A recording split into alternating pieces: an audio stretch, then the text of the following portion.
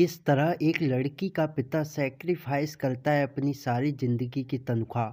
शिखा जरा इधर आना, कब से आवाज़ लगा रहा हूँ सुनती ही नहीं। शिवानी तुम भी तो आओ ना और बताओ क्या क्या मेनू रखना है।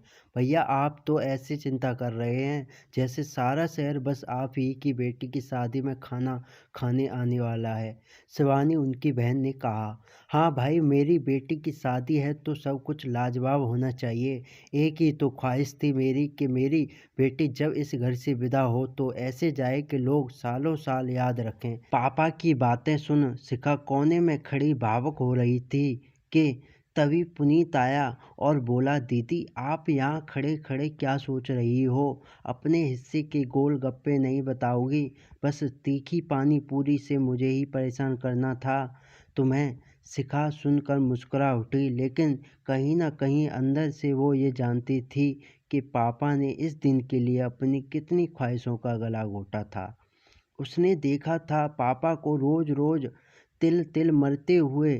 शिखा वहाँ से अंदर जाती है और शादी की तैयारियों में लग जाती है। वो अपनी बुआ के बहुत करीब थी क्योंकि वो छोटी-सी थी जब एक दुर्घटना में उसकी माँ की मृत्यु हो गई थी।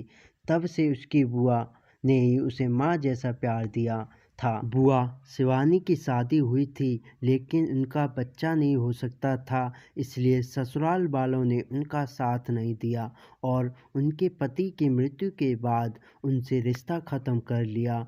शिवानी ने शिखा और पुनीत पर अपने बच्चों जैसी ममता ही लुटाई। बच्चे भी माँ समान बुआ का बहुत आदर करते थे।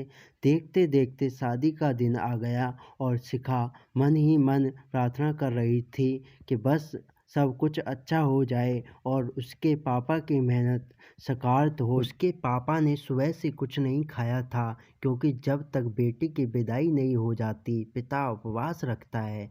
शिखा जब तैयार होकर पार्लर से आई तो उसकी सहेली ने कहा, कुछ खा ले, अभी बारात आने में टाइम है। तो शिखा ने कहा, मेरे पापा भी तो सुबह से भूखे हैं, मुझे कुछ नहीं खाना। शादी की रस्में शुरू हो गईं।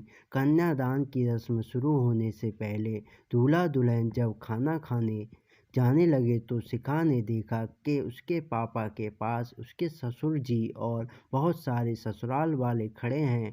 उसने देखा कि उसके पापा चुपचाप मुंह लटकाए हुए खड़े हैं। उसके कानों में जब आवाज़ गई तो उसने सुना कि वो लोग उन्हें कह रहे थे कि इतना बुरा खाना उन्होंने अपनी ज़िंदगी में नहीं खाया और आज उनकी बिरादरी में इस वजह से नाक कट गई।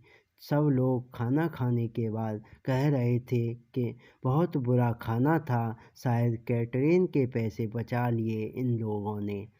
शिखा को अपने कानों पर विश्वास नहीं हुआ और वो तुरंत उस तरफ गई और बोली, पापा आज चुप रहने का वक्त नहीं है। आप इन लोगों को बताते क्यों नहीं कि इस एक दावत के लिए आपने अपनी पूरी ज़िंदगी की तनख्वाह, अपनी ख्वाहिशें सब दांव पर लगा दी, यहाँ तक कि हमारे ज़िद करने पर भी अपने ऊपर एक पैसे का खर्चा नहीं किया, सिर्फ इसीलिए कि मेरी बेटी की शादी की दावत ऐसी हो कि हर कोई उसे याद रखे। पंकज ने सब सुन लिया था और वो बोला, शिखा तुम रहने दो, किसी को सफाई देने की ज़रूरत नहीं है। पंकज ने तरुण अपने दोस्त को आवाज़ दी और बोला कि यार खाना कैसा लगा तुझे? तो वो बोला, ऐसी दावत बहुत टाइम बाद खाई है।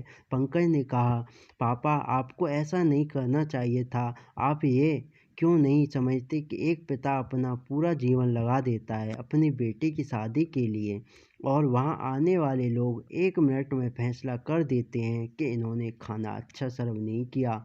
जो पिता बच्ची की शादी के लिए पूरी ज़िंदगी पाई पाई जोड़ता है, क्या वो इस चीज़ में कंजूसी कर सकता है? पहली बात तो खाने में कोई कमी नहीं थी और दूसरा अगर कमी होती भी या कोई रिश्तेदार कुछ कहता भी है तो आपकी ये जिम्मेदारी बनती है कि आप उन हालातों को सँभालें और क्योंकि ये अब आपके संबंधी हैं, जिनसे आपका संबंध जुड़ा है। पंकज के पिताजी ने शिखा के पिताजी से माफ़ी मांगी और फिर कन्यादान की रस्म अदा करने के लिए कहा।